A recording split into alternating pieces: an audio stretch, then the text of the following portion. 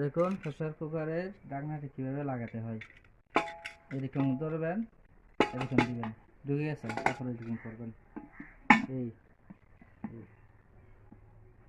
তারপর দিকে লকটা দিয়ে দেবে, ঠিক আছে।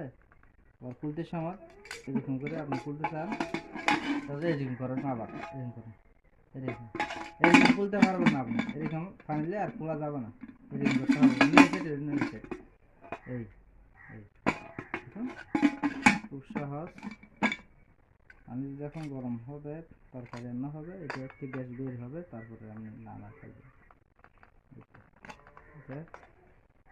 দেখুন প্রেসার কুকার